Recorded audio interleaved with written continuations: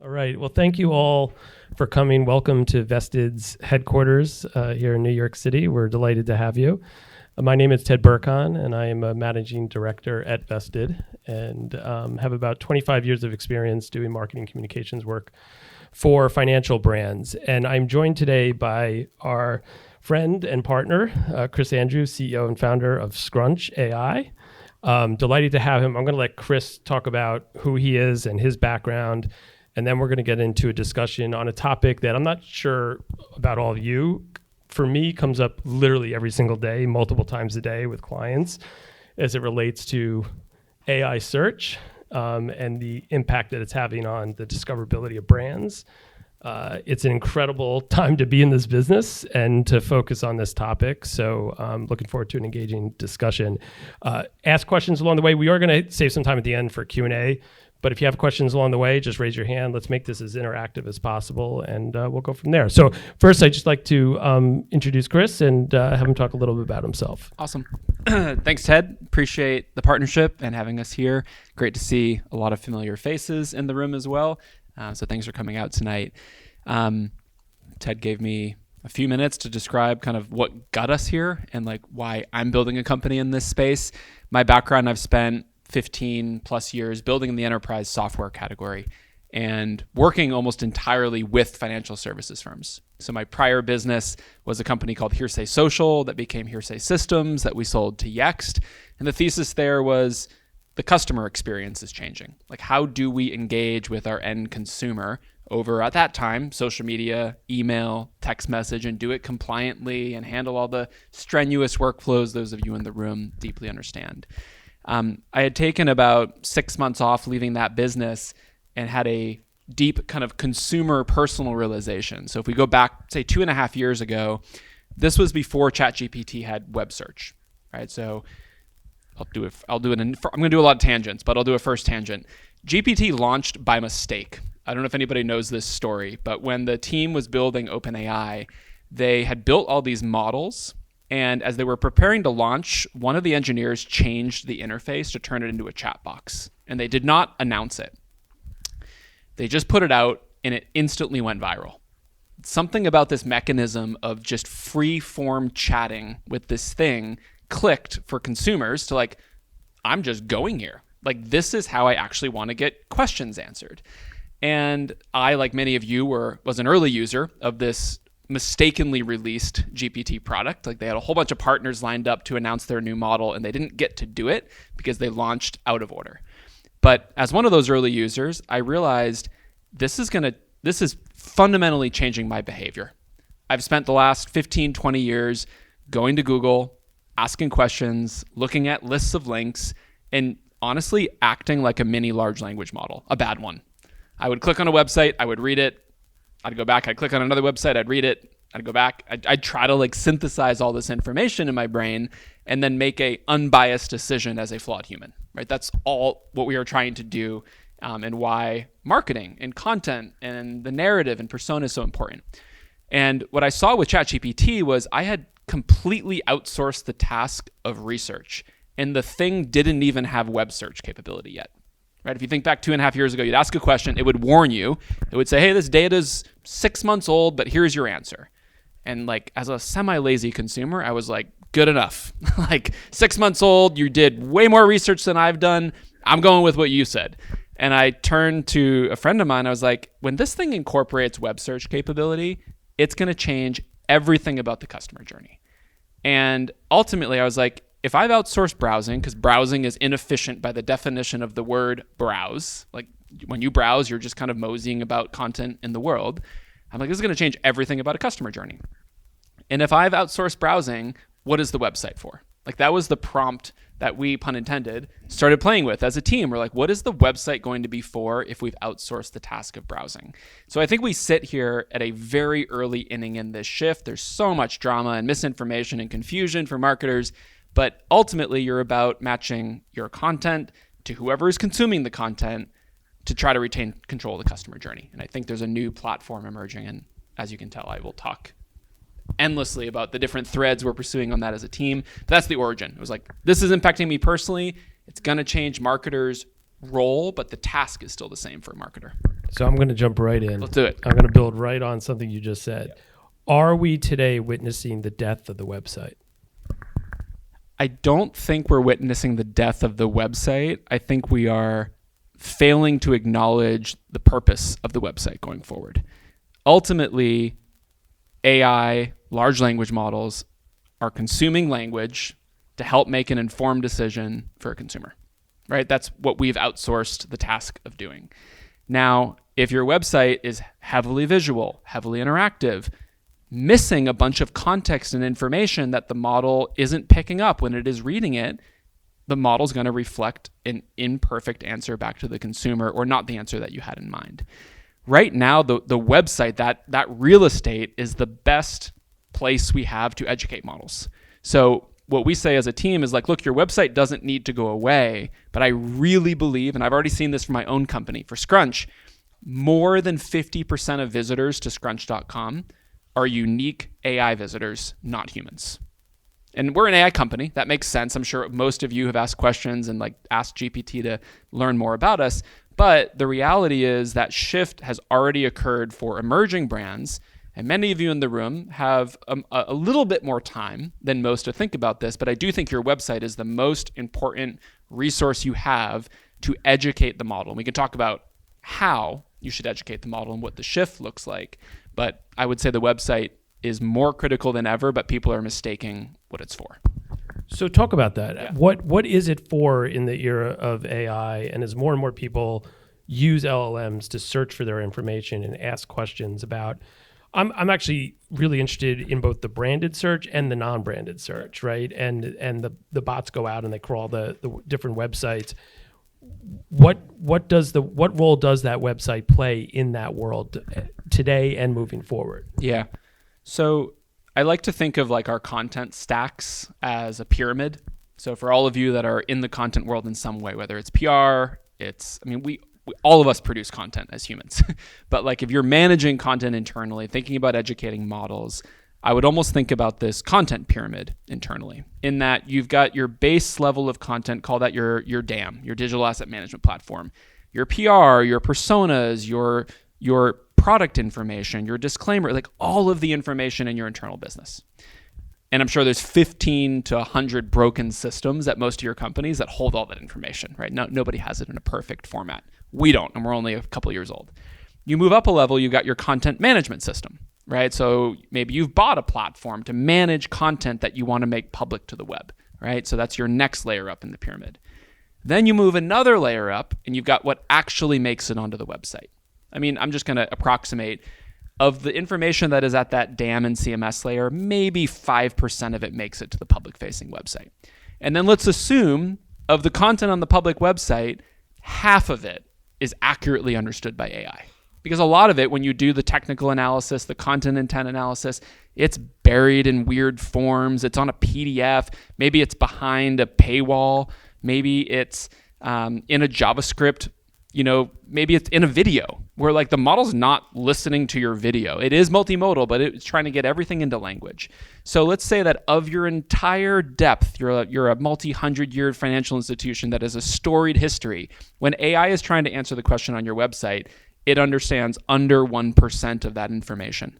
So I think when I think about long-winded way of saying, what do I think the website's for? How do you start to understand what humans are doing across AI search? How AI understands and reflects your brand back, and then how do we address those gaps by systematically getting content that you've probably already approved internally and bringing it to areas that AI can access to educate it and tracking that, right? This is where the platforms get kind of interesting. You can track that, hey, the ChatGPT indexer visited my website page. Cool, it's got a record. Hey, the Anthropic bot trained on my content. When was the last time Anthropic, ChatGPT, Gemini, etc., trained on all the pages that you care about that you've updated? Then, when was the last time it live retrieved content off the website? All of that information exists. There's so much misinformation out there in the AI search world, maybe some of it intentional to kind of confuse and concern people, but you can track how frequently these things are visiting your sites. You can understand how they reflect your content back. You can understand how frequently they refer visitors to you. So I think the purpose of the website is to make the information available to the model and then track to see if it's improving the user experience and getting the questions answered. So in a way, if I'm sort of reading between the lines here, historically we've built websites to provide optimal experiences for the human, right? Video, imagery, we spend a lot of time focused on CX and UX, all geared around making sure we're driving traffic, human beings, to the website, and we're getting them to stay for as long as possible and consume as much content as possible and engage in any way possible, or take an action. That's not a recipe for success for LLMs, though. Mm-hmm. So what's good for the human sounds like it's not good for the robot. So can you talk about how you balance those two in this era? Because you're not asking companies to have two websites, are you? Yeah. No, we're not. I think the way I would think about it is you're going down the right path. Like who are you trying to target with the information, right? And in this world, you're trying to appeal to a human visitor that is a visual and experiential human trying to engage. Don't change the design of your website to cater to AI. I think that's really, really important. But understand that as AI is accessing the site, if it just sees a video with a bunch of imagery, it doesn't have the context to answer the question. So there's a couple ways you can solve that right now. You can bring more HTML and text onto the website, right? Quite simply. I'll go down another thread here. We're just finishing a study with a large agency partner around what I would call ghost citations. So ChatGPT is linking to your content, but your brand is not mentioned in the answer. And the why, it's often more in like top of the funnel prompts. Like, hey, I'm trying to understand a 401k rollover and a Roth versus a traditional. It's like, I'm trying to get educated on this. And it found a great piece of content on your website. Now, that piece of website was informative by design, but the model doesn't cite your brand because it might not associate your brand as the expert because the content didn't exude that. So one of the tests we're seeing this agency run is like, hey, XYZ Financial is the top player in the category when you're thinking about retirement solutions. We offer this, this, this, and this. Here's all the information about how to handle the rollover. That little snippet, because just think what the model's doing. In a millisecond, it's scraping the page. Oh, great answer on how to handle a rollover. I'm going to cite this page. But I didn't associate this brand as best in class in it. I just happened to read it here. And so I think serving multiple masters here means you don't want to ruin the human experience. You want to enrich content to make sure AI picks up the intent of the page. And then, not to spend too much time promoting what we do, but we've built a platform to do that in parallel for existing website pages. So when the ChatGPT agent arrives on your homepage, it's visual. There's maybe 15 words on it because it's just designed to make an impression. When we identify that an agent comes to that page, we can serve it a version of the page seamlessly behind the scenes that has a more enriched snippet. So it's like, hey, XYZ Financial does this, this, this, and this. The model gets the information it needs. The human never sees that version. It's completely uninterrupted. The model gets what it needs. The human gets what it needs. And we see that when we give the model more context, it accurately represents the brand. It increases citation rates. It improves the overall experience. And so our message is don't change the overall design of the website. Think and cater to the fact that we're going to be at a tipping point where more than half of the visitors are not human, and we need to rethink what they need to consume. So let's talk a little bit about overall content strategy as it relates to impacting and influencing the answers that the LLMs are giving to questions, especially in the non-branded search environment.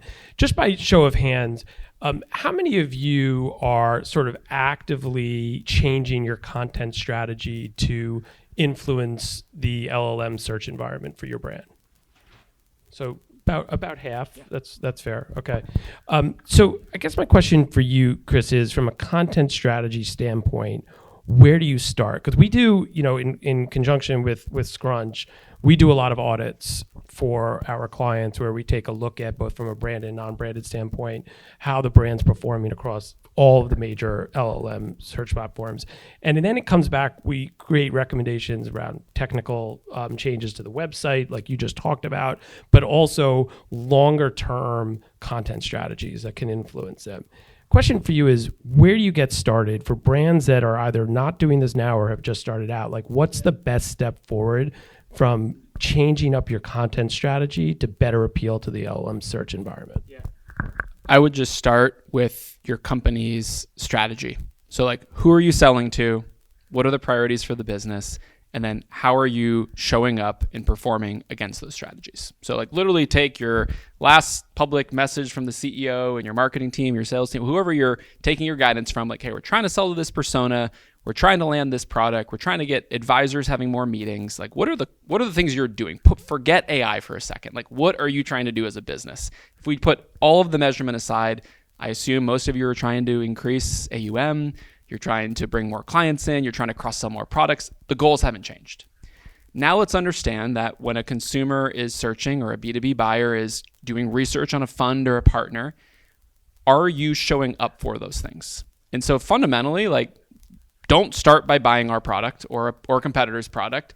Just start running a bunch of manual searches yourself and put them in an Excel file and quickly understand for the 15 things we're trying to accomplish as a business, are we showing up consistently against those things and are we happy? Okay, now let's understand what is impacting those answers. Okay, it's never citing my content. Red flag. Like, it's never linking back to my brand as the expert. It is linking back to 3 competitors. It is linking back to 7 third-party platforms consistently. We have no presence on those sites. Know that the model doesn't want to be biased. On-site and off-site content are of equal importance here. I think it's going to ebb and flow on which one is most important. I'm thinking of them as equally important right now because the model doesn't want to take your word that you are the best. Every one of you for your given company believes your product or service or advisor is the best. And you should represent that with confidence within your regulations. Then the model is going to go look at the blogs and third party and PR and social and influencers and all the different things that round out the impact. And I would want to understand how to weight those things. Just as you have with any other strategy, you can't deploy your assets against a million different things. You've got to prioritize what you care about. And so the other thing is, I'm sure you're going to learn as you start to experiment yourselves, is you can trick the data to tell the story you want to tell, right? If you want to appease your board or your CMO, you can go ask questions in a way that's like, tell me why my brand's the best. I'm like, hey, we're showing up 100% of the time because your brand name is in the question, right? We've had companies switch to our platform from others and they've said, whoa, my presence shrunk. I was like, well, do you know what you were tracking in the old platforms? And like, they wouldn't tell us, right? We're getting a visibility score.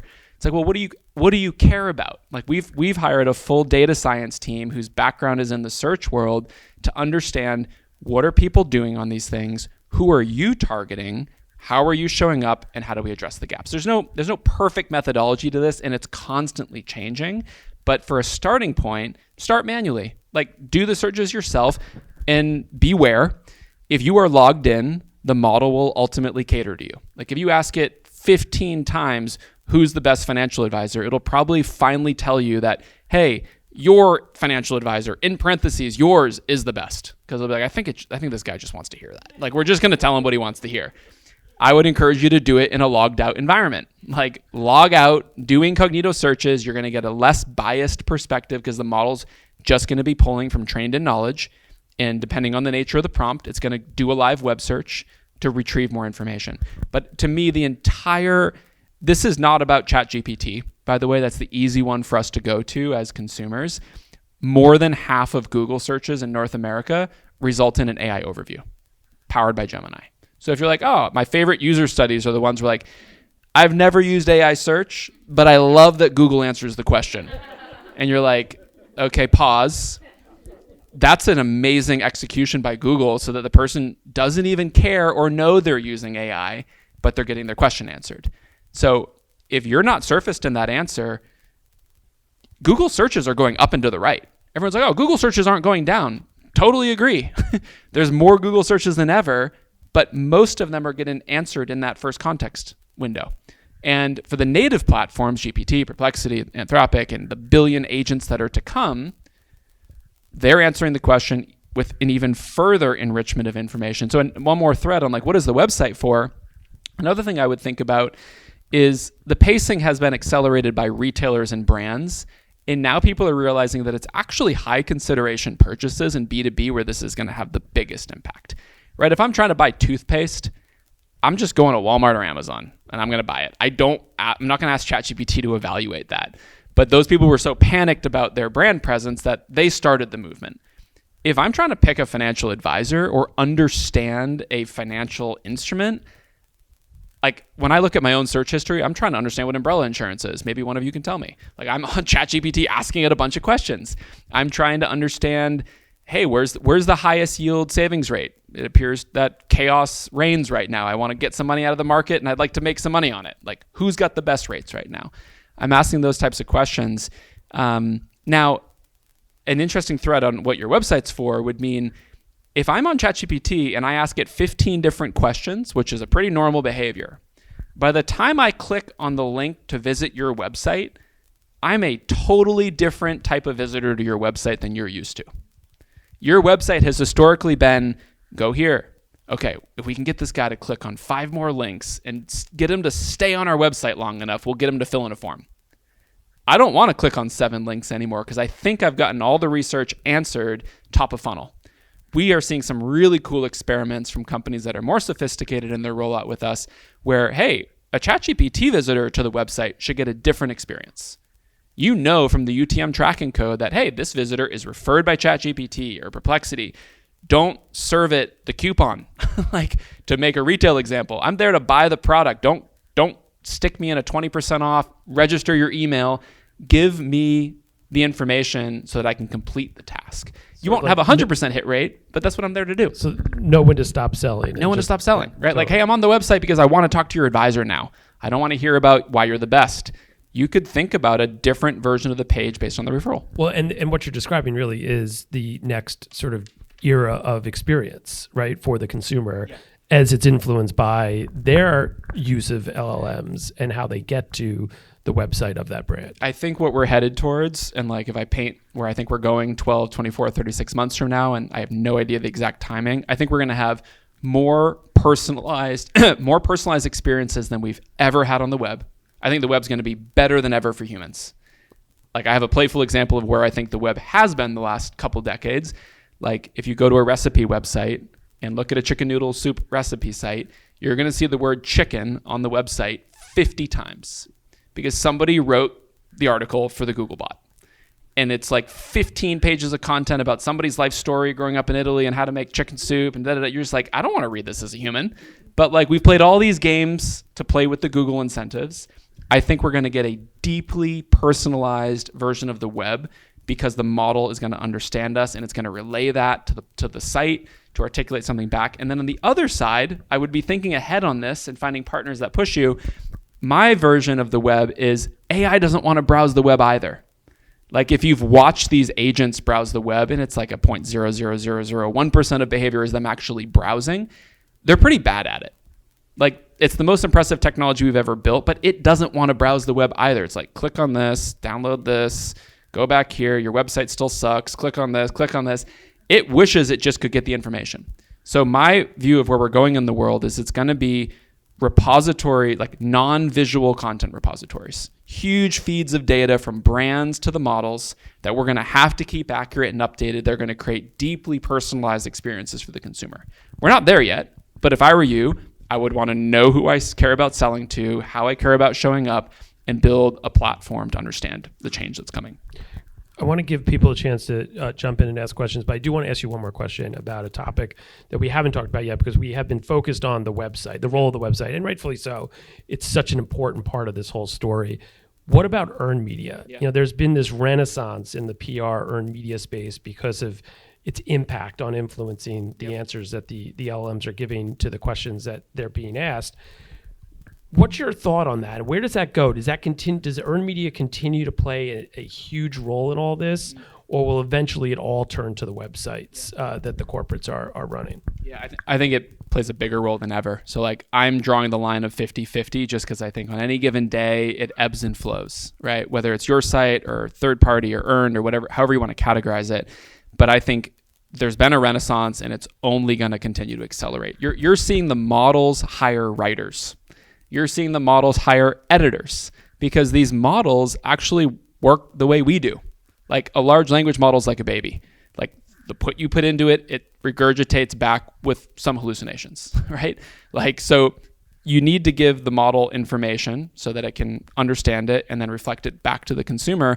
It's not just going to look at your website. It's going to look at everything it possibly can on the web. Like if you take a look at the training log data, you're going to see these bots are hungrier than anything, scraping content from everywhere they possibly can. You've updated your web page? Great. Give me that piece of content.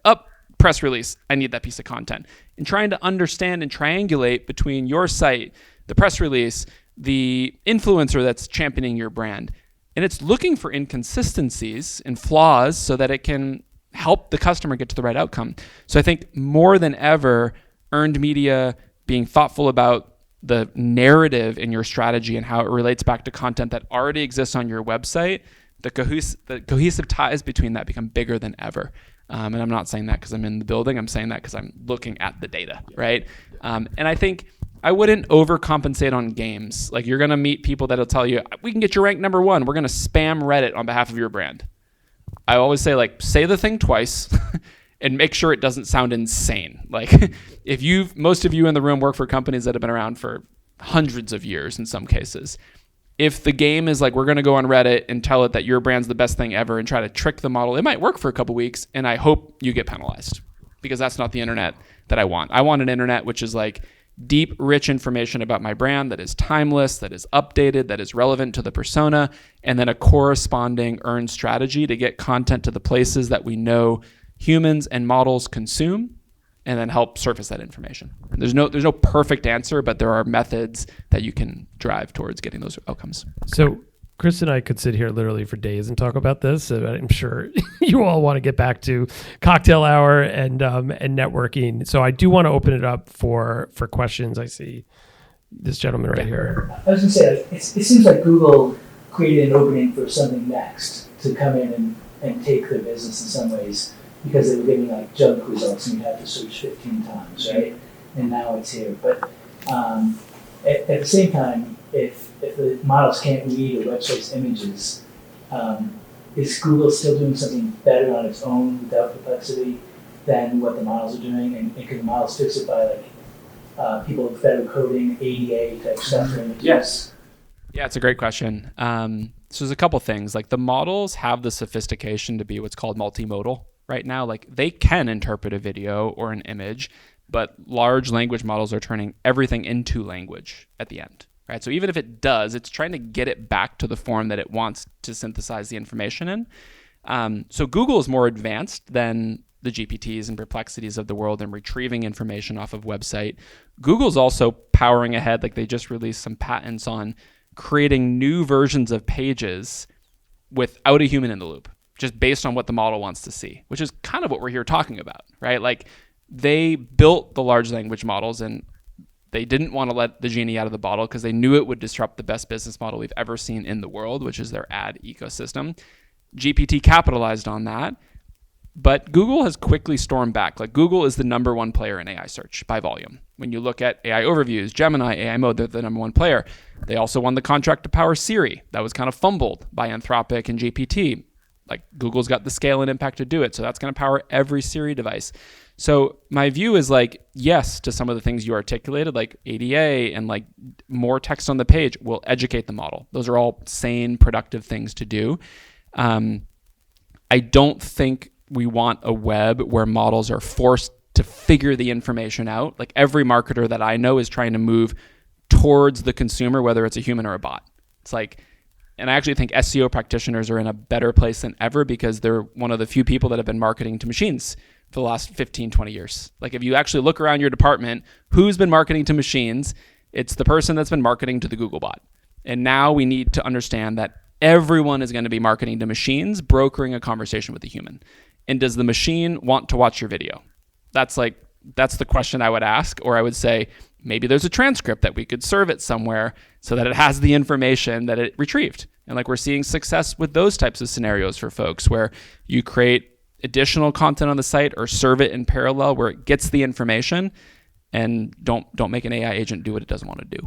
It's kind of like my thinking on it. Yeah. I think of that like AI agents can be, I want to call them lazy sometimes, same as anybody, right? So you're starting to serve it up. So things like FAQs that are good for SEO would be the same thing here. Totally. And then I love the tip that you said, just establish your company as the top. Yeah. So, Yep. These are pretty basic things that, like, in a way, I think the web is kind of returning to the web of the 90s, which is like more HTML, more clarity, more structure, less crazy interactive visuals, like, unless that's what the human wants. I think, again, if a human's coming in, give it the experience that it's looking for, but I think you articulated it well. Kind of put everything in focus when you do that, when you have the interactive.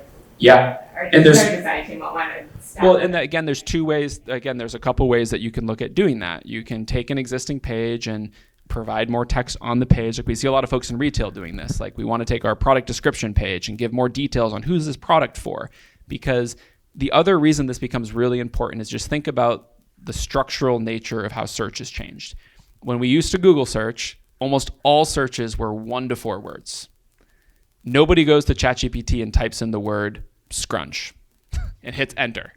It's pointless. People go to Google all day long and type in your brand name and hit enter, and you pay to direct them to your website. It's a crazy business model. That's what happens.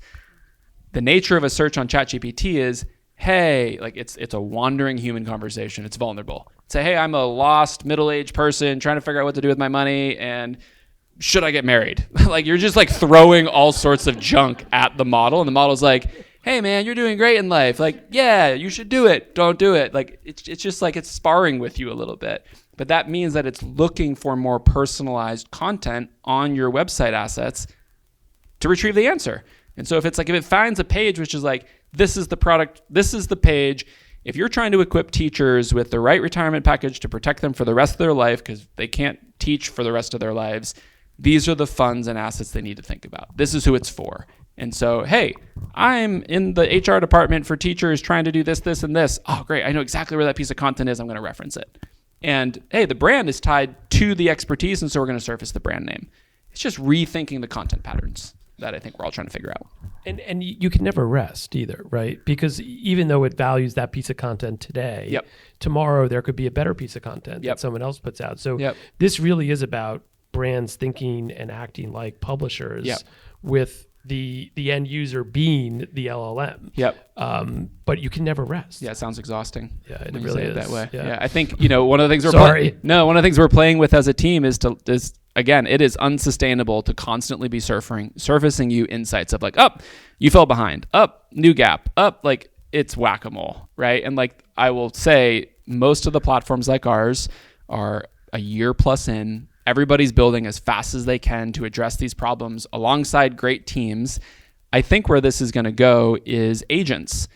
Thinking back to that pyramid example, there's going to be agents, and we have a first pilot going as a team on this, agents deployed against your internal content repositories, equipped with awareness of who you're selling to and what the gaps are. Hey, there's a bunch of people looking for this type of information. We know you're the right company for it, but you're not being surfaced in answers. Okay, hey, agent, that's the context you need. Now go look at the DAM, the CMS layer, even our existing website, our brand voice, and find content that the model would have used and surface it. And do that in a continuous loop and let me chill out as a human. So I think, like, yes, we can't really take our eye off the ball right now because it's changing every single day. Model updates, new models, new competitors, new articles. Hey, somebody created a fake piece of content that looks unbiased because it's on a third-party page and it tricked the models. Like, you got to kind of pay attention to this stuff. Well, and we're not going to get into it now because we could spend all day talking about this, but crisis communications is changing forever as a result of this, and how brands, we're talking about how to build brand reputation in this era, but there's a whole different topic around how do you protect your brand in this era. But we'll have to do 2.0 for that discussion. But even just a quick comment on it, because it came up in the call we had. I was reflecting on last year out in Park City, Utah. The Park City Ski Patrol was on strike, like against Vail. And it was a huge problem locally, all this content out there. Vail's got these like apology letters on their website, or like, we're trying to like negotiate and open the mountain. And months later, you'd go to GPT and you're like, hey, my family of 4 is planning a trip to Park City, Utah. Where should we go? It'd be like, avoid Park City Mountain. It's like Park City Mountain has a ski patrol strike. It is unsafe to ski there. Blah, blah, blah. And you're like, whoa, like they are not doing a good job resurfacing the content. So like this apology that is on their website page, well-intended blog post, again, going into this infrastructure layer to control what models need access to, the letter probably needed to be replaced with content around like why we're open, why we're the best, why we've made it right, and get that message out. Do PR, get that crawled, make sure it was indexed, see if it changes the answer. If it didn't, go back to the drawing boards, because I'm sure as a public company, they took a hit for not being able to correct that over a long period of time. And I guess, the underlying point is like, pay attention. Yeah. Like you have to understand how your brand is being perceived by the models. Yep. And old stale content can linger for a long time. And I think we've had a world where like SEO has been pretty isolated for a period of time, for better or worse. It is deeply integrated now into content, PR, strategy, digital marketing. And I'm seeing the CIO, CTO office broker a lot of these decisions. Hey, we've been blocking bots, is usually the conversation with a CIO. The bot is the most important consumer of our content all of a sudden. Well, is the content ready for bots? Like, what a great conversation to be having with your CIO and CTO. Back to the Veil example, you can control that stuff. You can block the models from reading the apology letter. Maybe it's important for the human to read the apology letter, but maybe you, at the infrastructure layer, you simply go in and say, nope, don't let it train on that data. Let it live retrieve that data for a period of time, but training on it's going to teach the model that like we're an apologetic ski mountain. I don't know. Like let it like think it's a whole new brand category. Think through what the model needs to do. I think we're going to have a whole layer of managing and curating what models can and can't access as you understand how it impacts the answer. That's where things are going. That's fascinating. Any other questions? Yes. Yeah, kind of on a related point, I think, I was just reading about, I think it's with the training data sets having a cutoff point, I think Gemini 3.1 and Opus 4.5, I think it's January 2025. So, obviously they're factoring in web search to counter that sort of staleness, as you're saying. But I'm still wondering, like, is there kind of an inverse weighting? I mean, Google always put a lot of emphasis on currency, right? And blog would rank very highly, but like in the example you're just talking about, I would think that the LLMs would give more weight to the part of the data that's in their training corpora and, the embeddings and the vector database and everything. So I would think that like a lot of the current content wouldn't get the same visibility. Yeah. Is that something that's a reality? Yeah, I would say it's a massive moving target, and the reality is the models are not that sophisticated. They're the most sophisticated technology we've ever made as humanity, but they're not that sophisticated in how they're regurgitating results yet, right? So I think like literally talking with a top agency partner, and they have this factual versus subjective kind of analysis they do. And so they'd ask a question about the Olympics. Hey, who's the best skier? And it would be like, Lindsey Vonn is the best skier. And it would be like, who's going to win gold? Lindsey Vonn's going to win gold. Like after the event had already happened, because it's still relying on information. And it's like, oh, there's a ton of information that's predicting she's going to win gold. And it's struggling with factual versus subjective. And it's very nuanced in how the language is represented.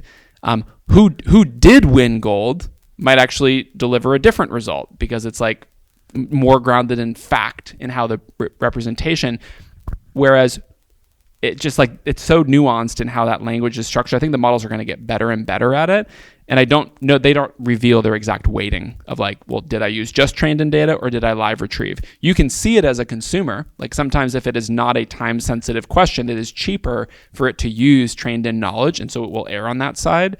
That's another great example of like, well, let's go ask it a bunch of questions against trained in knowledge to see how it understands our brand, and then make sure that the training models have scraped our new content so that when 5.4 comes out and we ask the same set of questions, I actually have a ground truth to evaluate on top of. Hey, it actually knows that we've introduced these products. That's great. Like, go tell your bosses that the model understands your new product has been released at the training level. When the live retrieval comes in, it's going to be a little bit more convoluted because it's looking at your content, third party, competitive, social. But you can get a sense as a baseline from a training data set, which is interesting.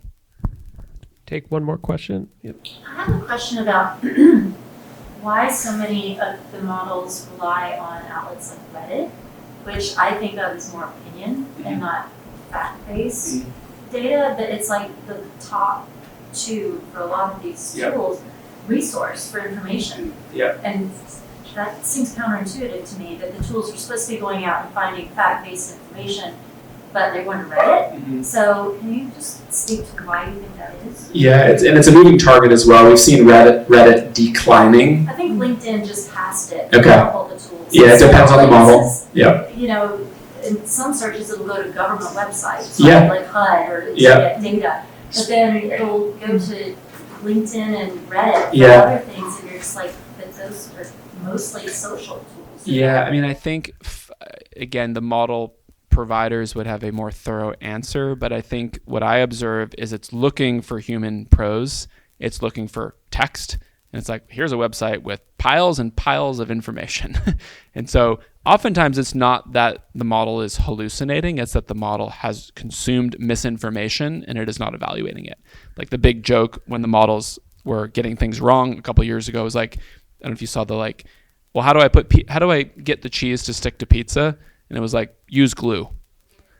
It wasn't hallucinating the answer. Some silly person on Reddit had a post about like the best way to get cheese to stick to pizza is by applying a layer of glue. And so like Google or GPT was like, great, we found the answer, and we're gonna cite it. But they don't work to actively dissuade the tool from going to what may not be part of their resources, or are they trying to democratize it? I think they're well, first of all, I know they're trying to democratize it because they don't want to be like, we're only going to go here, because then they're stuck reliant on one source. They're looking at everything. And I know there's going to be temperature controls on, hey, this is trusted, this one is blacklisted now. Like, we need to go through and have a lot more human curation and editorial on top of it. This goes back to the sophistication. Does Google know not to surface something that is wrong? Most of the time, you can still trick Google with some SEO tactics, but I think you'll see a decline in the use of those social platforms. One, because they're blocking the models from crawling them. Like Reddit is licensing their content, because forget just factual, it's trying to train and continually improve, and it just needs text to do that. So that was a reliable source of continually generated text, just as Twitter for Grok is an endless source of human generated text, right? So I think whether they will rely on it as a factual source is different from whether it will be used to improve a future technology version of the model. But I think we're already seeing more of a return towards like trusted third-party sources and trusted branded presences. So don't over-index on one thing is what I would say. I would have a thoughtful Reddit strategy. I'd have a branded account. I'd go engage. I'd correct things that are wrong on those sites, but I wouldn't over-index on it as a sustainable place that the models are going to source from. I think we're going to cap it there. We can continue the conversation over drinks, right? I want to thank Chris for coming in and having this discussion with us. Please give him a round of applause. And thank you all again for coming. Looking forward to chatting over drinks now. Thank you. Awesome. Thanks, Ted.